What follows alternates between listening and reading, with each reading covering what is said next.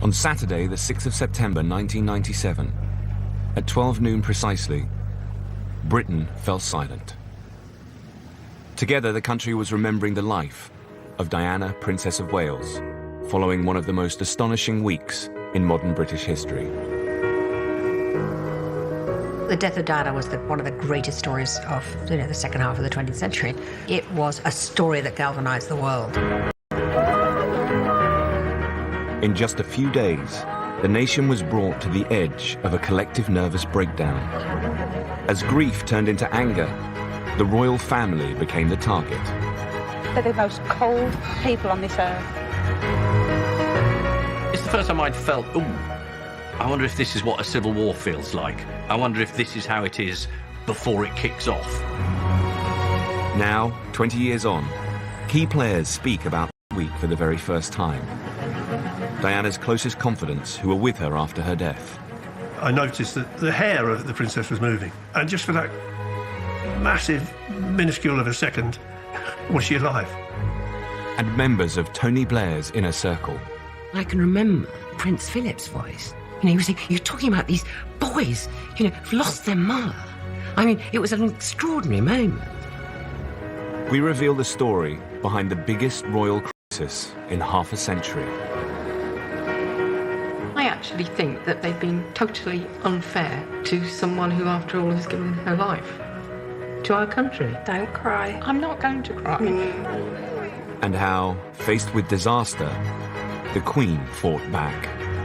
The Queen knew if she lost the affection of the public, then their days really were numbered.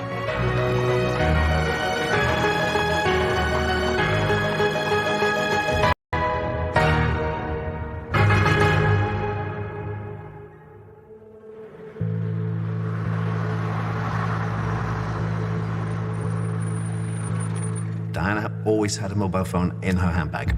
So I rang her phone, and it rang and rang and rang. And I thought that's very strange because she always answers her phone. I had a call from CNN headquarters in Atlanta. A police voice at the other end said, "Can you tell me about the crash in Paris?" And I said, "What crash?" Just after midnight, on Sunday, 31st of August, 1997, Princess Diana and her boyfriend, Dodi Al-Fayed, were involved in a catastrophic car accident in Paris. Early reports confirmed that Dodi and the driver had been killed and taken into emergency surgery. News of the accident began to reach Diana's staff at her home in Kensington Palace.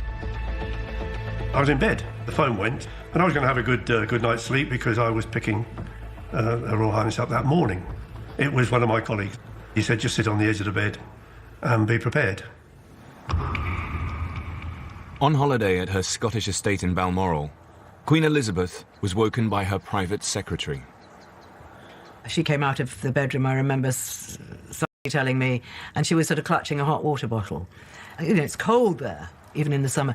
And the Queen's first reaction was someone had greased the brakes. At the Pitié-Salpêtrière hospital in Paris, Diana was given cardiac massage for 2 hours as doctors tried desperately to save her life. But her injuries were too severe. At 3 a.m. British Standard Time, Diana, Princess of Wales, was pronounced dead. She was 36 years old. Tonight's accident is a terrible tragedy. The death of the Princess of Wales fills us all with deep shock and with deep grief. Prince Charles was with his sons William and Harry at Balmoral. The British ambassador in Paris informed him before anyone else of Diana's death. When Prince Charles learned of her death, he was absolutely distraught. I mean, he fell apart, completely fell apart. He knew instantly that this was going to be a terrible thing, that this was going to be, he would be blamed, that they would be blamed for the death of Diana. At the same time, Diana's sisters broke the news to their mother, Frances Shand Kidd.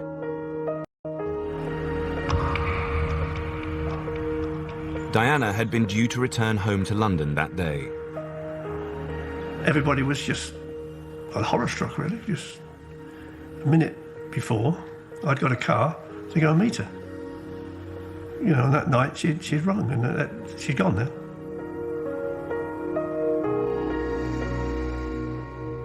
I experienced a whole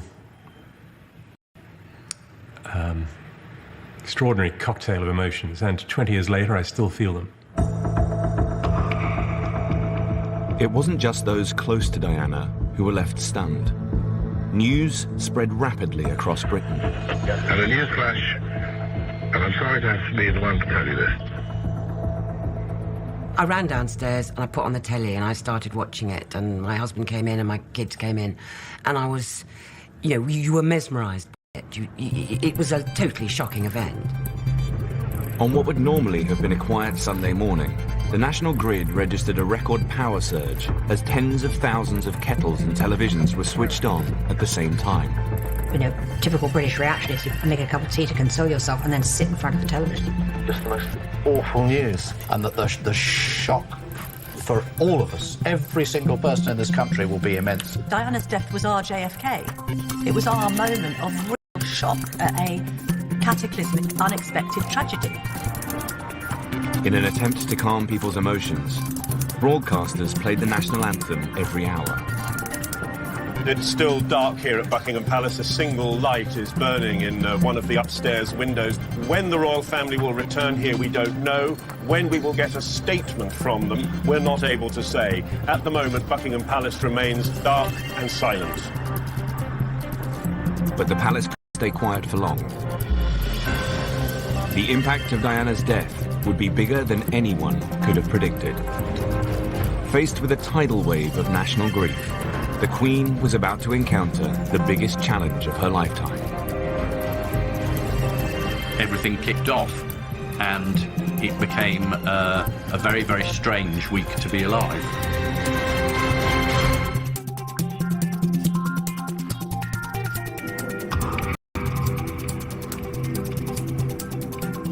At their estate in the Scottish countryside, the royal family was reeling from the shock of Princess Diana's death. They released a brief statement saying, "The Queen and the Prince of Wales are deeply shocked and distressed by this terrible news." Right from the get-go, the Queen's view was the boys are the priority, and the decision the Queen and Charles took was that they wouldn't wake William and Harry to tell them that night. They would wait until they woke up in the morning and tell them then. But that was about all they agreed upon. Soon it became clear that Charles and the Queen had entirely different views about how to deal with Diana's death. Charles took the decision that he was going to go to Paris to bring back Diana's body. And in many ways, that was a very surprising and brave move, because he was a divorced husband. He was an ex-husband. He had no legitimate right to be there, if you like, beyond being the father of her sons. Charles wanted to take the royal flight to Paris, but the Queen wouldn't agree to it. There was a lot of tension between Charles and the Queen because being ex-wife, actually, of their son. Diana was no longer a royal highness. Following her divorce the previous year, the Queen had stripped her of her HRH title. But Charles knew that his ex-wife was adored by the public.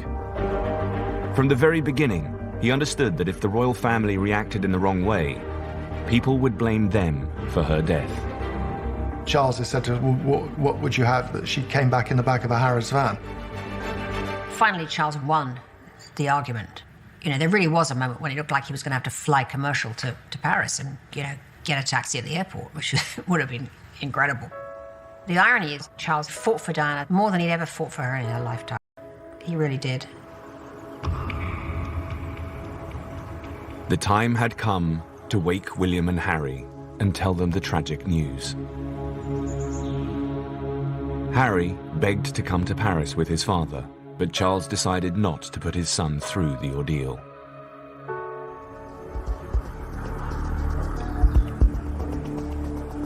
Diana's brother, Charles Spencer, was at his home in South Africa. He was the first family member to make a televised statement. This is not a time for recriminations, but for sadness. However, I would say that I always believed the press would kill her in the end. It would appear that every proprietor and editor of every publication that has paid for intrusive and exploitative photographs of her, encouraging greedy and ruthless individuals to risk everything in pursuit of Diana's image, has blood on his hands today.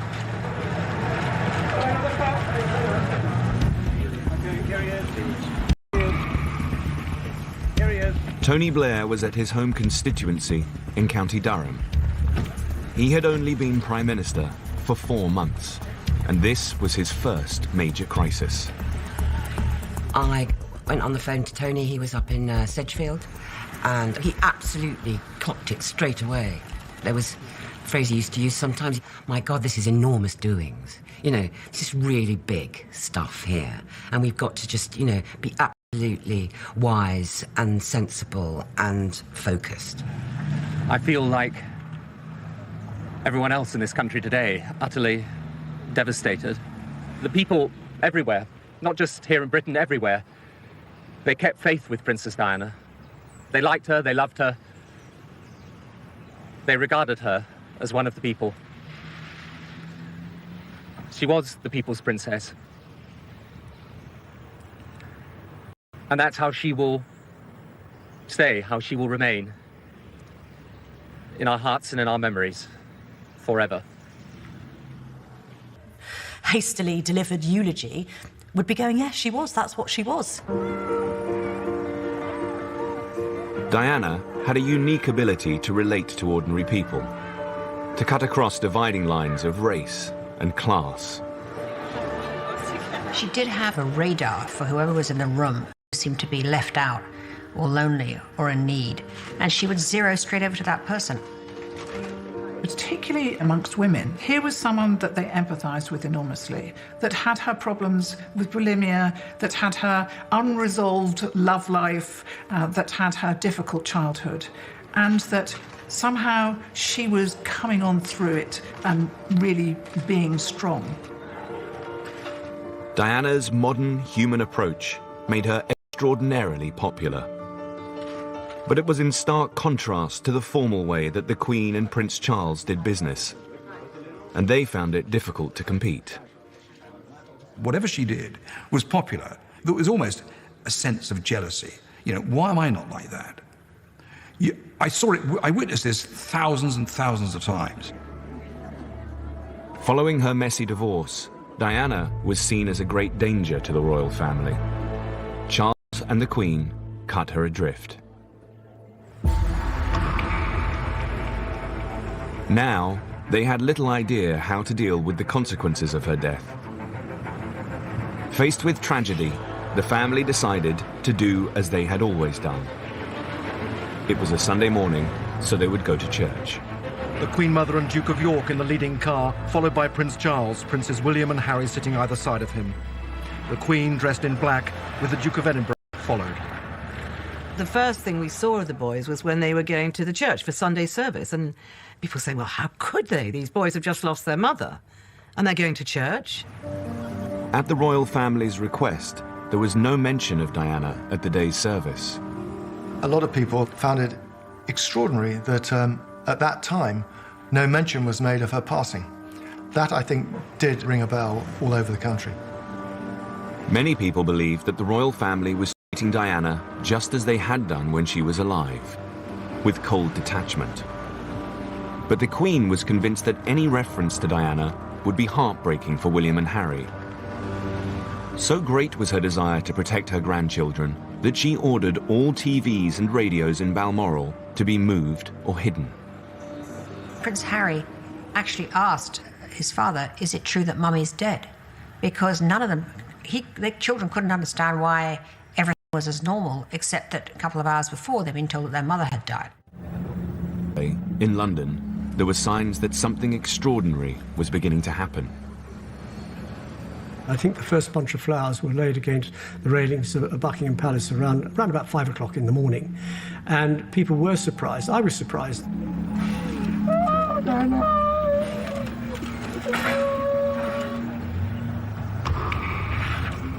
Within hours, the trickle of mourners had become a steady stream.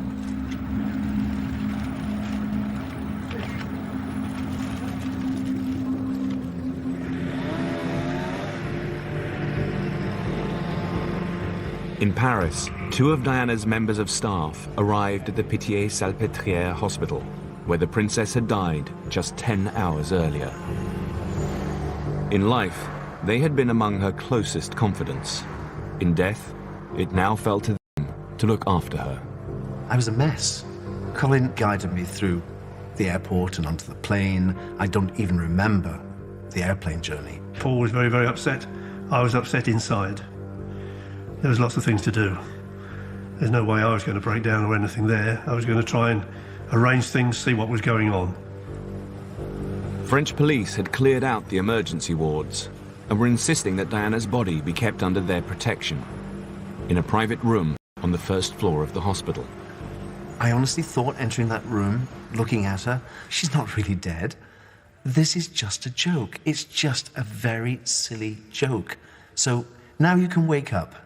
I then was getting worried about the room, which was very, very hot.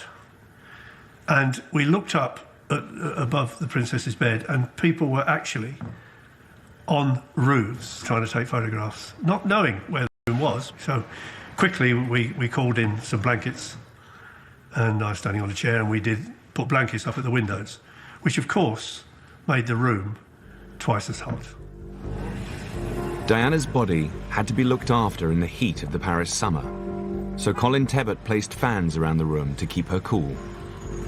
I noticed that the hair of the princess was moving, which was the fans that I'd put in the room. And having been on top of everything until that time, I had to turn away and have just 30 seconds to myself on a personal, emotional moment.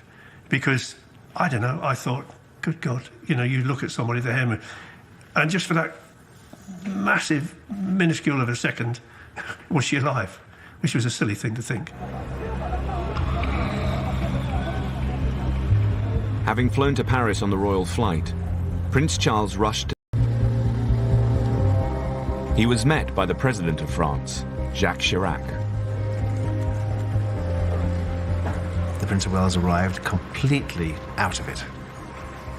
He was devastated. This was a woman whom he loved, in his way, many years ago. We were standing outside the door. The Prince came up to me and thanked me for coming. The Prince asked if there were any members of the clergy there. And Paul went and got the 2 vicars, and then the Prince, the 2 sisters, and the vicars went into the room, and the door was shut. Prince Charles later said that it was the worst experience of his life. Prayers were held over Diana's body before the princess was taken from the hospital. In a break with royal protocol, Charles agreed that her coffin should be draped with the royal standard. I was quite delighted to see that the royal standard was placed over the coffin. I thought that was very fitting and a very, very nice thing to happen. This was a sign that, in death, Charles wanted to treat his ex-wife as a princess. Photographers that there were to be no motorized cameras, just single shot. And you really could have heard a pin drop.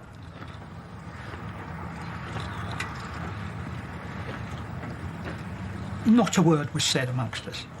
It's hard to put into words how a bunch of really hard-nosed journalists, photojournalists, if you like, have been with this lady and covered some pretty hairy events around the world. And there we were, in total shock, if you like, thinking that there she is. On the 15-mile journey, her escort was confronted. I got in my car and sort of followed it down, and I was absolutely flabbergasted at how cars had stopped on the westbound carriageway of the M40, and people got out and stood alongside the central reservation barrier. People, people, people. Absolutely, frighteningly amazing. But this was only a hint of what was to come. As the public came to terms with Diana's death, Britain would find itself in the midst of a collective nervous breakdown.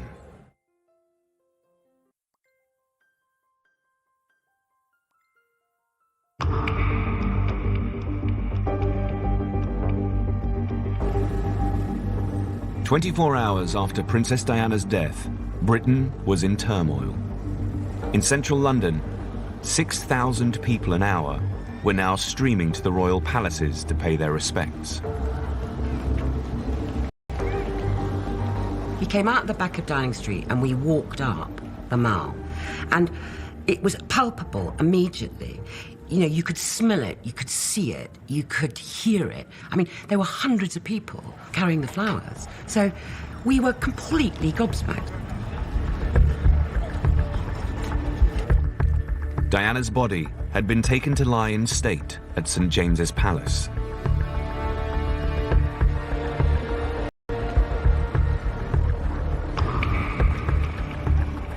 When books of condolence were set up at the palace, it rapidly became a magnet to the thousands who wanted to pay their respects. Grief is often followed by anger, and beneath the tears, a simmering resentment was already building. The public believed that Diana had been killed by the paparazzi, so they were blaming the press. Not to kill her. I Not helped you. to kill her. Not you, but your profession. My profession, and you've never bought a newspaper. I don't buy them in this order. Don't you think that what you're doing is wrong? God, you've lost a lovely person for nothing. You're horrible. I really feel bad of yourself. I went down to see what was happening. There had been reports of people being jostled and journalists asking questions and people saying it's all your bloody fault and, you know, how dare you come down here and what do you think you're doing? So there was quite a lot of that around, and I felt the mood was quite ugly. If there was no money, in the photographs, they wouldn't have been after her in the tunnel. I was on my own, and somebody comes up, digs me in the back, and she started swearing and saying, you know, you killed her, you know, what you... And I said, girl shouted out, you're all to blame, you're as bad, you know. You know, you felt, God, you know, just get out of it as quick as you can. In life, Diana had had a close relationship with the press. She loved the camera, and the camera loved her. She was a very clever woman, and she used the press extremely well. She would say, you know, come and photograph me here. She would give information to certain journalists, not give it to others. She did what, you know, we now associate as fairly classic political spin. Diana became the most photographed woman in the world. But following years of extreme press attention, she grew to hate certain sections of the media. The real issue she had was with photographers. She told me that one or two of them called her a whore, a tart. They would say things to deliberately provoke her because they knew if they got a crying picture or an angry picture, then they might have more success in selling it.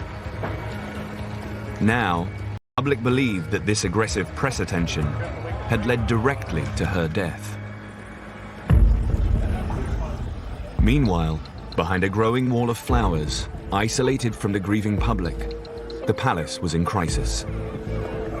Stunned by the levels of public grief, the Spencers and the royal family had decided that Diana would have to have a royal funeral. But there was no plan in place. The royal household is ready for most deaths, but not of young people. They were ready for Queen Elizabeth, the Queen Mother, to die. But the royal household wasn't expecting Diana, Princess of Wales, to die. There was no rule book to go to. There was no precedent. There was no tradition. There was nothing that fitted the royal game plan. Diana's funeral would have to be organized from scratch in just 5 days. To tackle the mammoth task, the palace assembled a team of experts. That morning, they met for the first time in Buckingham Palace. That was my first time ever in Buckingham Palace, actually. And we went into this enormous room, and, you know, there were all the Buckingham Palace officials, and then there were the representatives from each of the palaces, as well as other people. And we were the sort of the Downing Street contingent.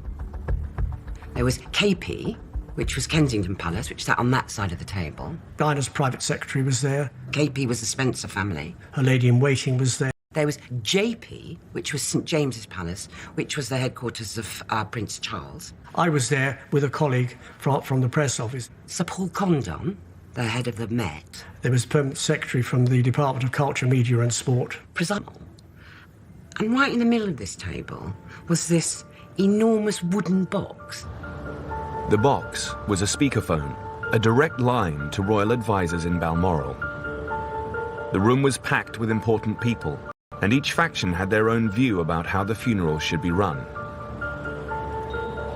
But for the time being, the funeral team were united by one aim: to help heal a nation in deep shock.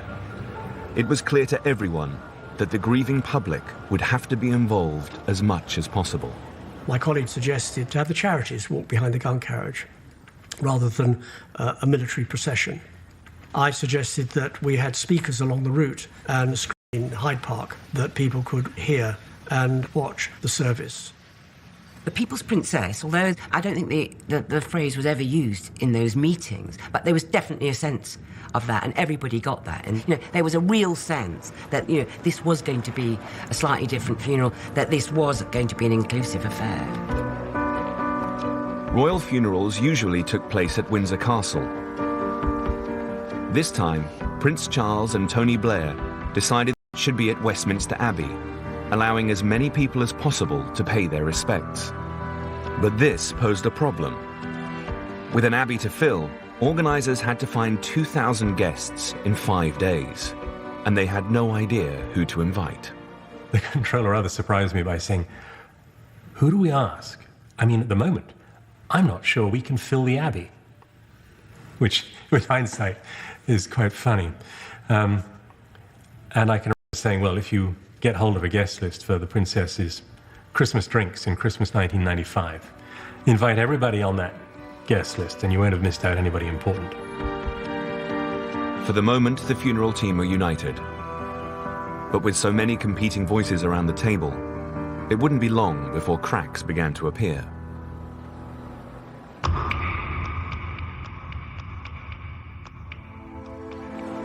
Two days after Diana's death, London was now the epicenter of the biggest outpouring of public grief in British history. When she was alive, Diana had had a unique ability to reach out to people. Now these people, tens of thousands of them, had come to pay their respects. People began to pile on trains and come into London just to be there, just to be standing there in looking at these flowers and being part of this enormous national grieving event. She was the queen of people's hearts. Absolutely irreplaceable. We all loved her. We didn't realise how much we loved her till we lost her. Just can't say anymore.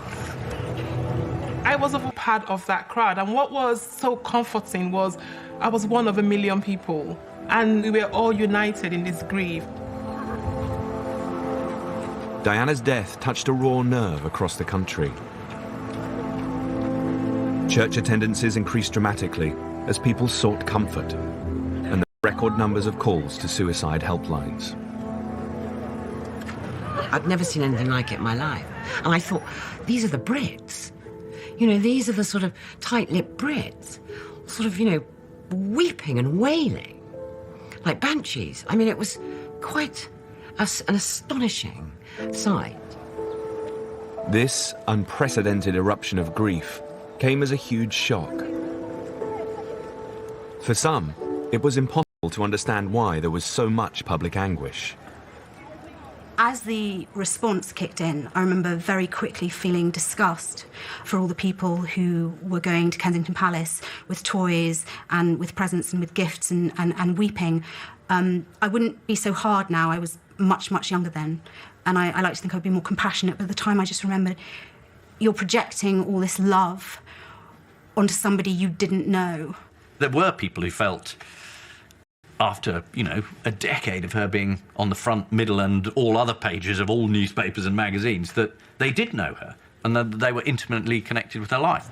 I was looking at your bouquets there. Would you read what you've said on the card? What I've said on the card? It's not just what you've done for us that makes us love you so, it's all the joy of who you are, the friend we've come to know. Say? I remember a phone-in where a man literally said that he was so upset, he'd never cried so much, his wife had died from cancer, but he'd never been this upset. And I think that was the moment I thought, you just have got to stop this. This is absolutely mad. Police were now predicting that 2 million people would descend on central London for Diana's funeral, making it the biggest in British history. And with just 4 days to go, the planning meetings were becoming fraught. The most tension in the room at those meetings always came from the Charles Spencer people. When I say tensions, it was sort of a slightly raised voice type of tension, or, a stiffening of the body. Every detail of the funeral had to be agreed upon by both the Spencers and the royal family. But they couldn't see eye to eye. There was more bitterness in the Spencer side and confusion and a sense that they didn't really know what to think or feel, because Diana was a very... with her brother Charles had broken down. To escape media attention, Diana had asked to live in a cottage on the family estate at Althorpe, but he had refused. He felt the press would just decamp from London and move up to Althorpe, and he didn't want the press interfering with the smooth running of Althorpe. So they fell out, and they weren't speaking at the time of her death. This made the tragedy of Diana's death even harder for the Spencers to bear. Earl Spencer wanted to make sure that, after death, Diana would again be part of the family. It was almost like the tug of war, she's ours, she's ours. Spencer saying, you've thrown her out. You took away her HRH, and now you want her back? She's ours. So there was a lot of animosity. Charles Spencer wanted to walk behind Diana's coffin in the funeral procession. But royal advisors weren't happy. The royal family did not want the focus to be solely on Charles Spencer walking behind the coffin. They thought that wouldn't be right, that somehow it would set the Spencers apart from the royal family. Although Charles had divorced Diana, he was adamant that he too should walk behind the coffin. And the funeral team wanted to go one step further. They believed that William and Harry, aged just 15 and 12, should join their father in the procession. Diana was their mother, and William is one day going to be king, and therefore he needed to be seen to be taking a role in mourning the loss of his mother, and Harry, by default, as the spare, should be seen as well, and it was a lot to ask of them. But Prince William was refusing to take part. He just didn't want to be seen grieving in public. He felt it was a private event. He was mourning his beloved mummy, and he didn't like the media attention. He probably felt that the media had had a hand in his mother's death. He didn't want to perform. The funeral team set up a telephone conference with Balmoral to try to persuade the reluctant prince. I can remember, it sort of sends a tingle up my back, actually, even thinking about it, is we were talking about this, and then from the box, this huge big wooden box in the table, the voice of Balmoral, came Prince Philip's voice. And we hadn't really heard it before, I don't think. And it was anguished. He was saying, these are the boys here. You're talking about these boys, who've lost their mother. I mean, it was an extraordinary moment. And you did think, that sort of brought it back to me, my God, There's a bit of suffering going on up there. The Queen and Prince Philip were doing a nation in mourning. Soon, a growing public anger would focus on the royal family, plunging them into their biggest crisis since the abdication.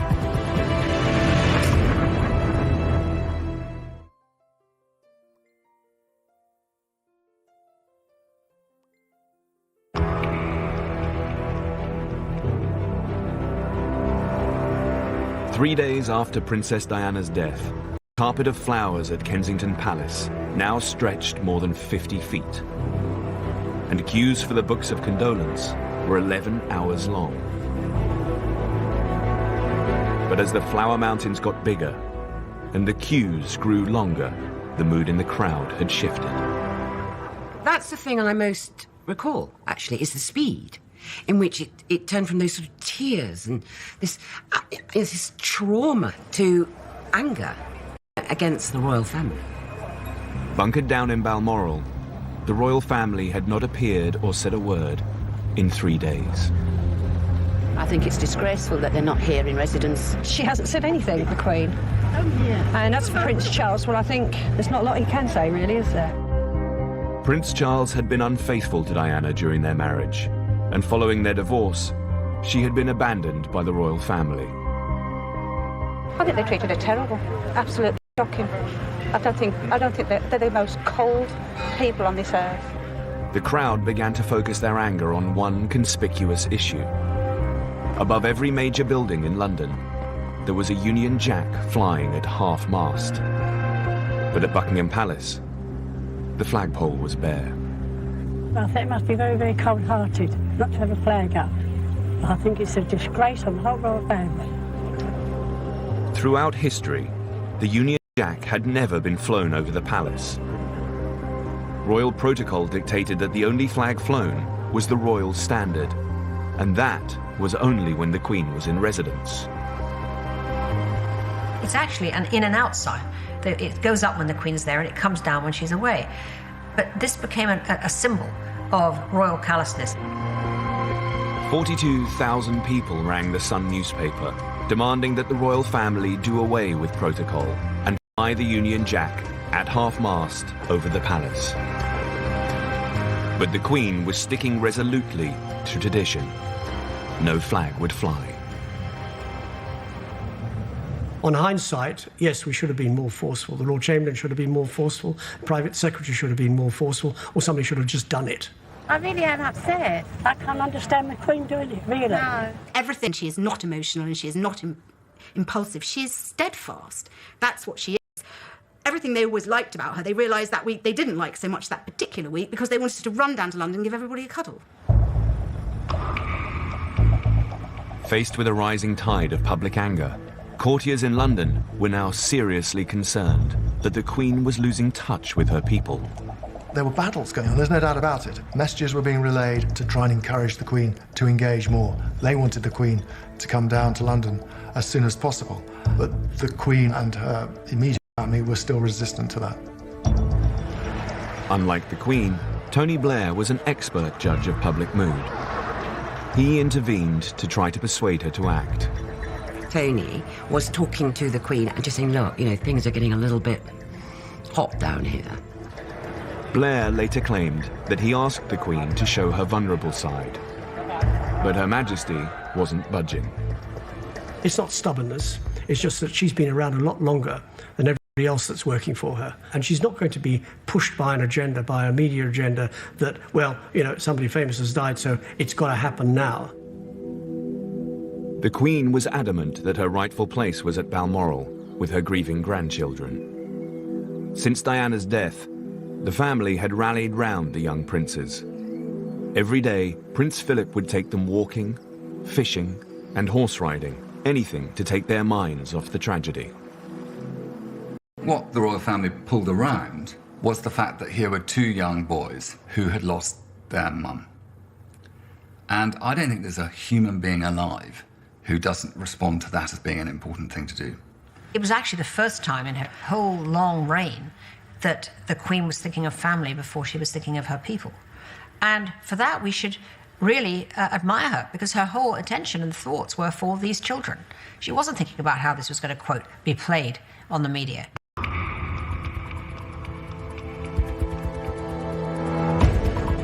The following morning, the press took aim at the Queen. Earlier in the week, the newspapers were being blamed for Diana's death. Now, they attacked the royal family.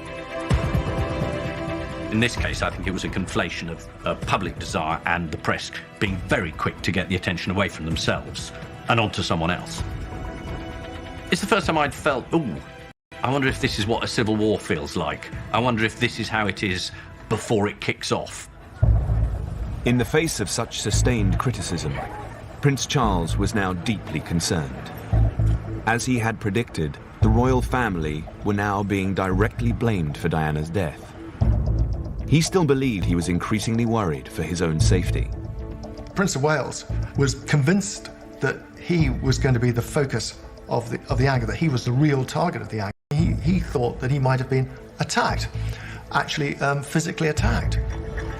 In response, the Metropolitan Police drafted in a team of mounted officers to guard the funeral procession.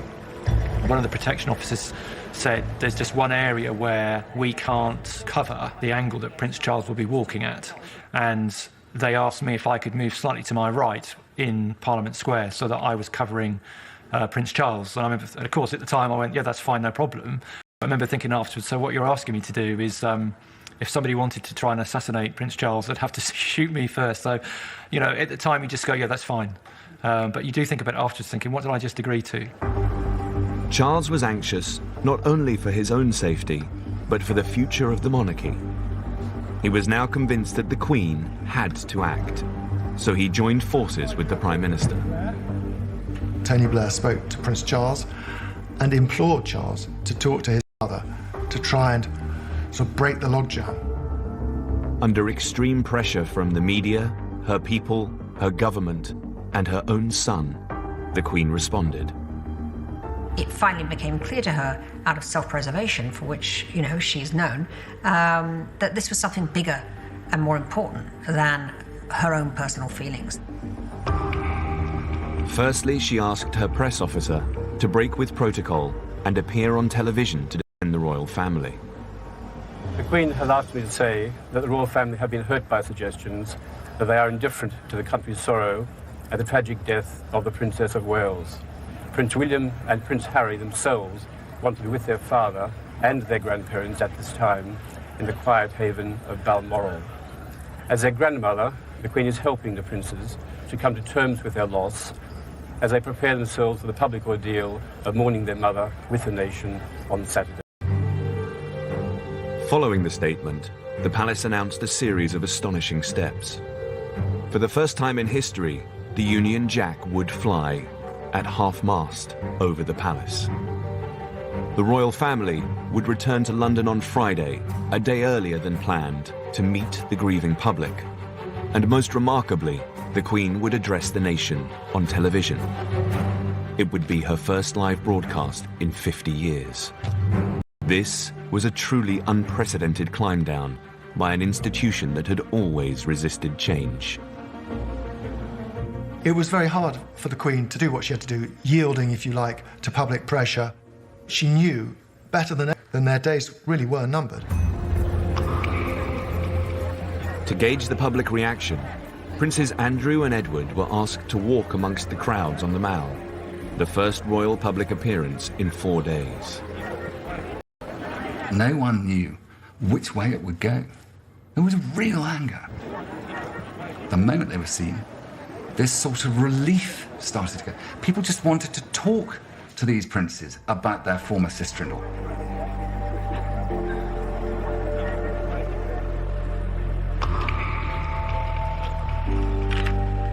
That evening, the Queen, Philip, Charles, William and Harry stepped outside the Balmoral gates for the first time since Sunday to look at the tributes that had been laid to Diana. Finally, the world saw them as they were, a family united in grief.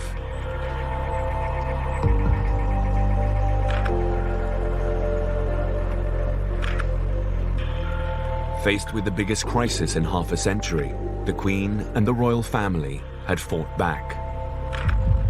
But tensions were still running high. In less than 24 hours, the Queen would return to London to face the vast crowds, and she had little idea how they would react.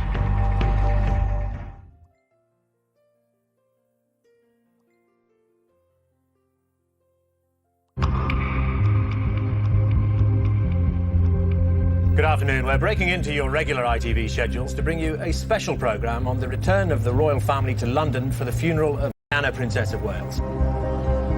5 days after Diana's death, the royal family had finally bowed to intense public pressure to share openly in the nation's grief. It was a grim-faced Prince of Wales who drove his two sons out of the grounds to begin the journey to London. The Queen, with Princess Margaret, left a short time afterwards. They were driven by the Duke of Edinburgh, a family together, mourning a family loss.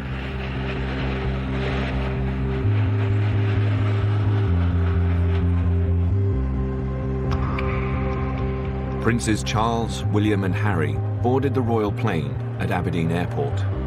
Normally it is forbidden for two future kings to fly on the same plane. But the boys were desperate to be with their father, and the Queen gave them special permission.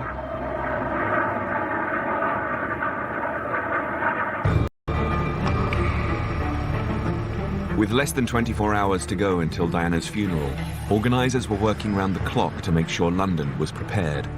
2 million people were now expected to line the streets for the funeral. To accommodate the vast crowds, funeral organisers had quadrupled the length of the procession route. It would now stretch from Kensington Palace to Westminster Abbey, 4.5 miles through central London, twice the length of Churchill's funeral procession. The police were horrified by this because they just didn't think they'd have the manpower to block off all the roads and ensure public safety, if you like. In response, the Metropolitan Police mounted the biggest security operation ever seen in Britain. 35,000 officers were needed on the streets for the funeral, so all police leave was cancelled and extra manpower called in from surrounding forces. It was one of those military exercises where you keep having to change the map board because the amount of territory is needed to be bigger and bigger and bigger. And more territory, more police, more security implications, more whatever is required. Huge screens were set up in Hyde Park and Regent's Park, with room for 100,000 people. It was an incredible organisational feat.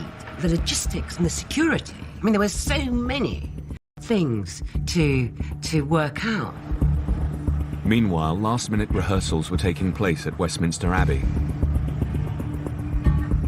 Diana's royal coffin was lined with lead and weighed 50 stone.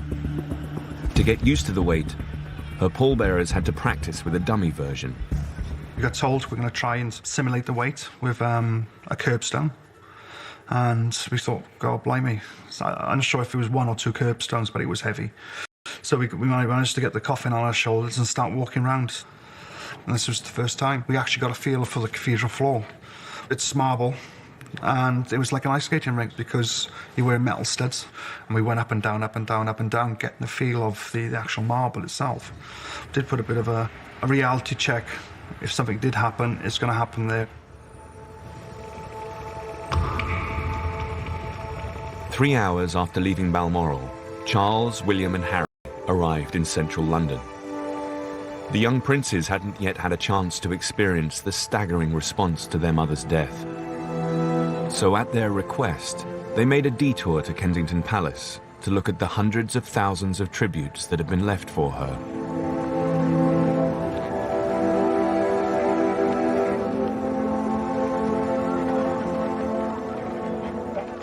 It was so juxtaposed with this behind palace gates approach that we had seen earlier in the week with no visibility of the royals at all.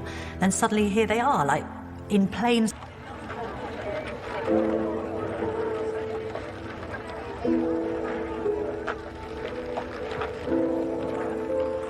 Charles.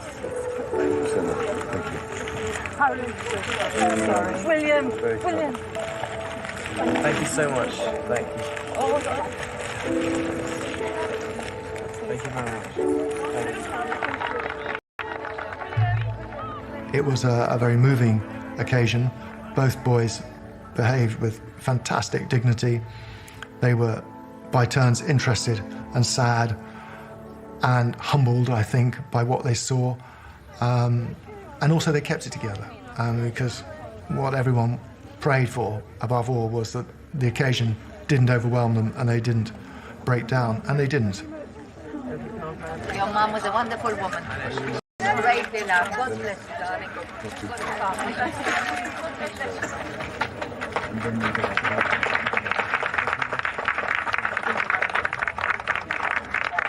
They all said thank you very much for coming. William said thank you so much for the flowers, and I made them thank you ever so much. And I shook his hand, and then I got all tearful. I couldn't say anything.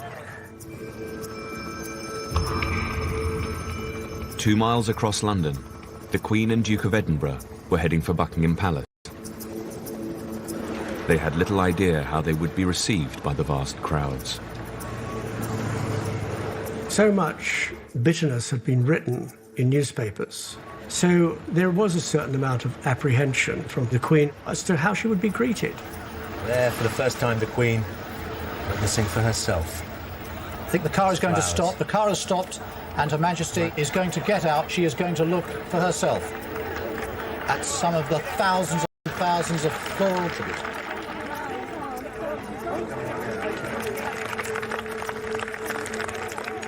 The Queen and Prince Philip left their car to a muted response. The attitude of the crowd was unpleasant, and it was something which I have never ever seen before in any royal occasion, ever. You know, usually when the Queen goes by, people clap, people cheer, people wave. They don't just stand there.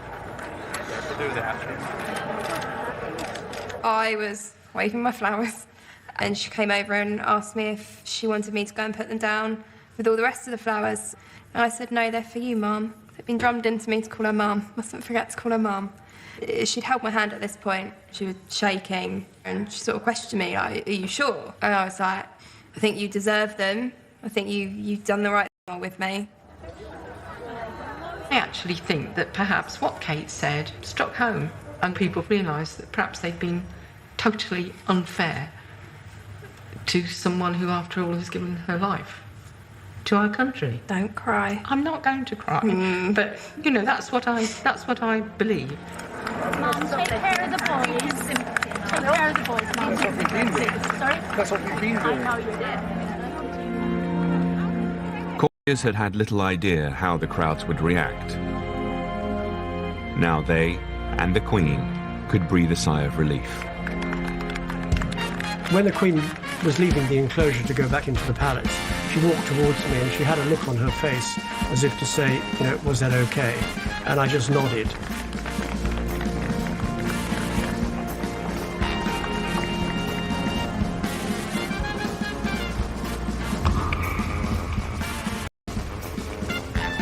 Three hours later, every television channel interrupted their normal broadcasting and cut to Buckingham Palace.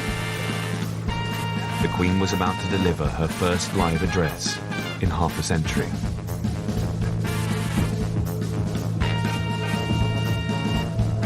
Since last Sunday's dreadful news, we have seen throughout Britain and around the world an overwhelming expression of sadness at Diana's death. We have all been trying in our different ways to cope. So what I say to you now, as your Queen and as a grandmother, I say from my heart. First, I want to pay tribute to Diana myself. She was an exceptional and gifted human being. I admired and respected her for her energy and commitment to others, and especially for her devotion to her two boys. I, for one, believe there are lessons to be drawn from her life and from the extraordinary and moving reaction to her death. I hope that tomorrow we can all, wherever we are, join in expressing our grief at Diana's loss and gratitude for her all-too-short life. I thought it was amazing because it was delivered faultlessly and with some degree of, I felt, empathy.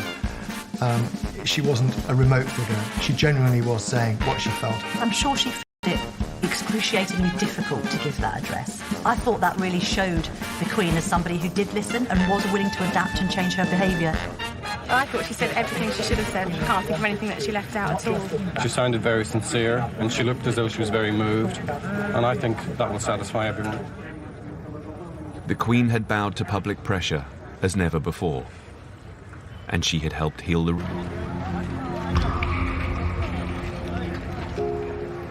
That evening, Diana was taken home to Kensington Palace, where she would spend one last night. Behind a coffin shrouded in the royal standard and adorned by a spray of her favourite white lilies, drove her two sons, Princes William and Harry, bringing their mother back home.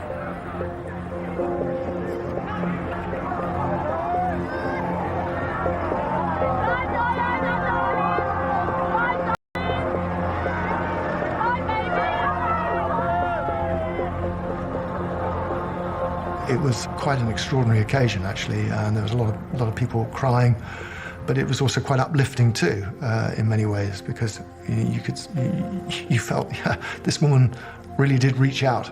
Needed no royal title to continue to generate her particular brand of magic.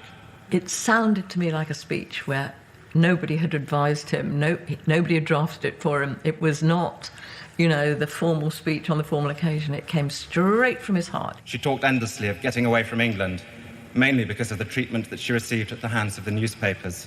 She would want us today to pledge ourselves to protecting her beloved boys, William and Harry, from a similar fate. And I do this here, Diana, on your behalf. And beyond that, on behalf of your mother and sisters, I pledge that we, your blood family, will do all we can to continue the imaginative and loving way in which you are steering these two exceptional young men, so that their souls are not simply immersed by duty and tradition, but can sing openly as you planned. He basically looked over, to a pew full of his in-laws and had a go at them from the box in the middle of a funeral of his sister. Well, questionable. He was saying that they hadn't looked after her and they were inappropriate to bring... By delivering such a spectacle, the royal family had helped repair their damaged relationship with the public.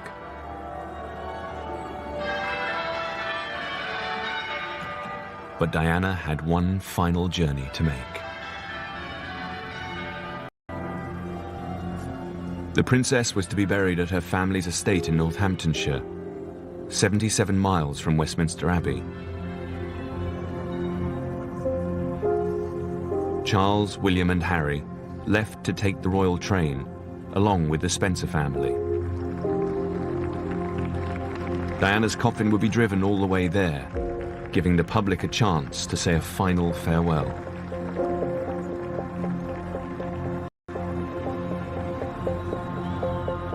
For the entire journey, the hearse would be escorted by 8 police motorcyclists. All the riders had known Diana. We quite often go to Kensington Palace and she'd be there in her tracksuit and her slippers or whatever, with the 2 boys looking at the bikes. And we'd just chat. You could talk to her as if you were talking to a member of your family. She was just lovely. She was lovely.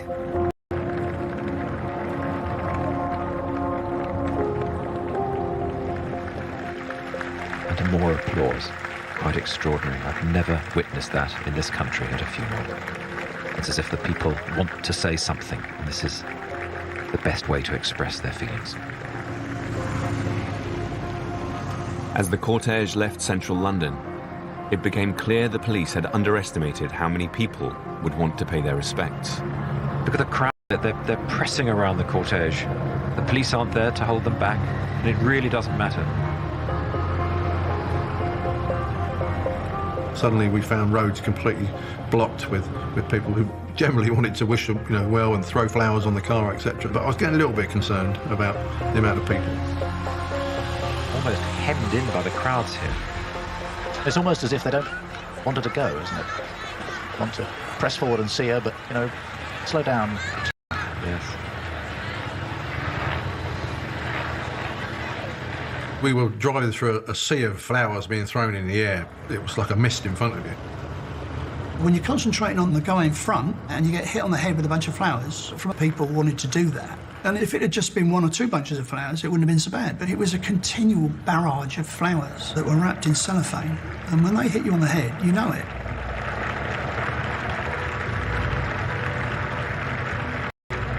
Of course, a lot of those stuck on the windscreen and started to build up and up and up, reducing the vision from the driver's seat from the hearse, so he couldn't see where he was going. So the message came back to me saying that we needed to stop to clear the windscreen. The hearse was forced to make an unscheduled stop on the northbound carriageway of the M1.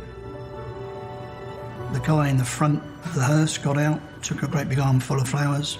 I was slightly concerned that he would just walk to the side of the road and drop them, but he didn't.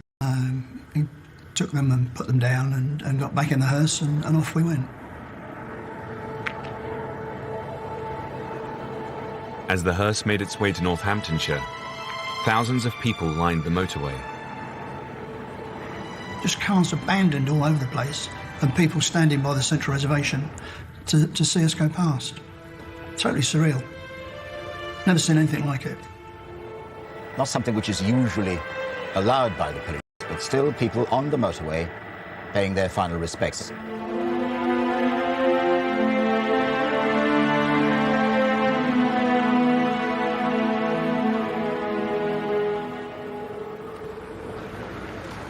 The hearse finally arrived at the Spencer estate at Althorpe, an hour later than expected.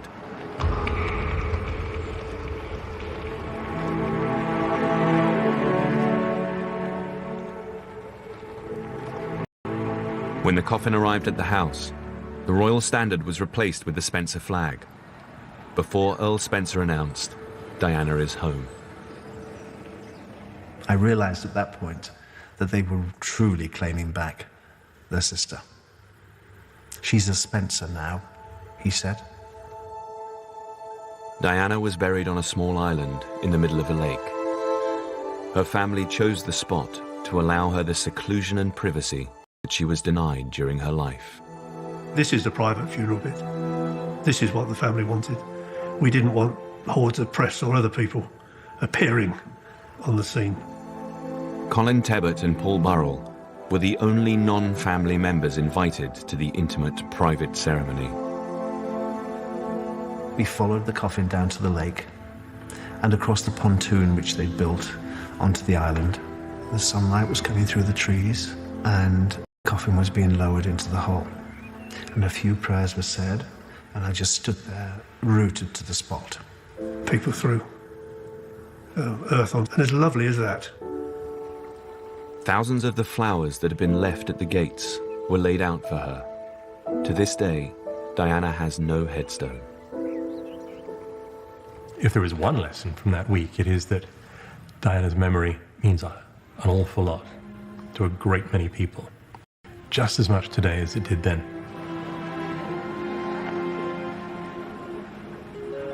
"20 years later, Diana's legacy lives on, especially through her two sons. You want a kiss to you?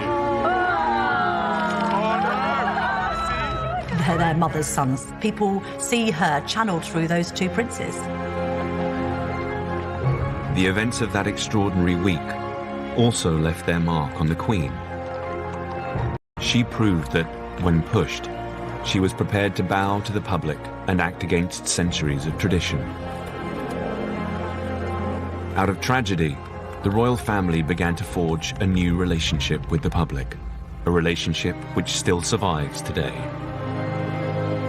It was an enormous scare for the royal family, who basically, I mean, in the subsequent decades, has sharpened up its act no end. The Queen and Charles have both learnt from Diana to interact more with a public that so nearly turned on them.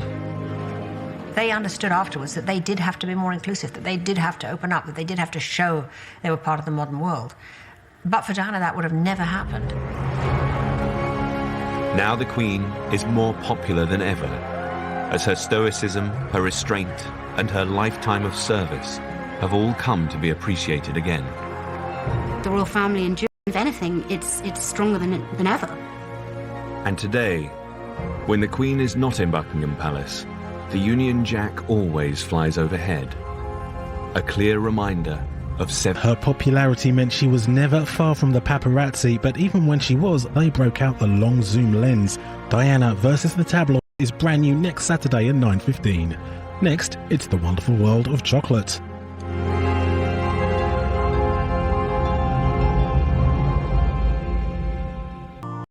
Story behind the biggest royal crisis in half a century. I actually think that they've been totally unfair to someone who, after all, has given her life to our country. Don't cry. I'm not going to cry. And how, faced with disaster, the Queen fought back. The Queen knew if she lost the affection of the public, then their days really were numbered.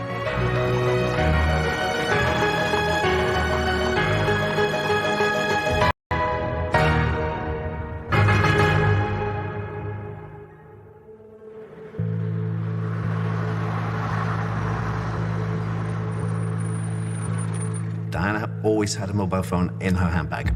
So I rang her phone, and it rang and rang and rang. And I thought that's very strange because she always answers her phone. I had a call from the CNN headquarters in Atlanta. A police voice at the other end said, "Can you tell me about the crash in Paris?" And I said, "What crash?" Just after midnight, on Sunday 31st of August 1997, Princess Diana and her boyfriend, Dodi Al-Fayed, were involved in a catastrophic car accident in Paris. Early reports